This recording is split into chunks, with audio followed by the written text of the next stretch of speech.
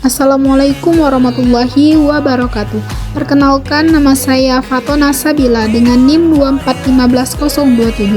Saya adalah mahasiswa IAIN SES Bangka Belitung. Saya di sini akan melaksanakan tugas saya dengan mata kuliah pedagogi.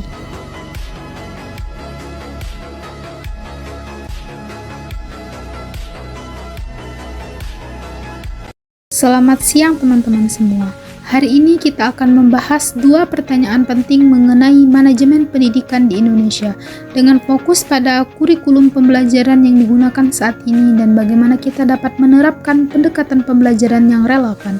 Yang pertama yaitu tentang kurikulum pembelajaran di Indonesia. Sejak kemerdekaan, pendidikan di Indonesia tengah mengalami berbagai transformasi. Kurikulum yang diterapkan terus berubah untuk menyesuaikan dengan kebutuhan masyarakat dan perkembangan zaman. Saat kini, kita menerapkan kurikulum merdeka yang diperkenalkan untuk memberikan kelebihan, kebebasan, dan fleksibel dalam proses pembelajaran. Kemudian ada juga kelebihan dari kurikulum merdeka. Yang pertama yaitu fleksibel. Sekolah dan guru memiliki kebebasan untuk menentukan metode dan media pembelajaran yang sesuai dengan karakteristik siswa dan kebutuhan lokal. Kemudian yang kedua yaitu perkembangan karakter. Kurikulum ini mengintegrasikan pendidikan karakter dalam setiap mata pelajaran, sehingga siswa tidak hanya belajar akademik tetapi juga nilai-nilai normal dan etika. Kemudian pertanyaan yang kedua yaitu tentang tanggapan terhadap manajemen pendidikan di SMA. Saya di sini ingin berbagi pandangan mengenai manajemen pendidikan pada kurikulum merdeka dan dampaknya bagi peserta didik di tingkat sekolah menengah atas atau SMA. Topik ini sangat relevan mengingat perubahan besar yang diusung oleh kurikulum merdeka dalam sistem pendidikan kita. Ada beberapa tanggapan terhadap manajemen pendidikan di SMA. Yang pertama yaitu perkembangan karakter dan keterampilan. Kurikulum ini tidak hanya fokus pada penguasaan ilmu pengetahuan, tetapi juga pada pembentukan karakter di SMA. Fase ini sangat penting karena siswa sedang memasuki masa remaja yang penuh dengan tantangan. Dengan mengintegrasi pendidikan karakter dalam setiap kompetensi, siswa diajarkan nilai-nilai etika, disiplin, dan tanggung jawab.